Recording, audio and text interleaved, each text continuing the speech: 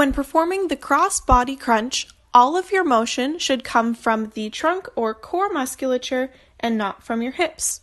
Place your hands on the back of your head without adding extra pressure on your neck. As you rotate and crunch, think about peeking behind you from underneath your arm. Return to neutral and repeat on the other side. For an extra challenge, you can try lifting the knee that you crunch towards.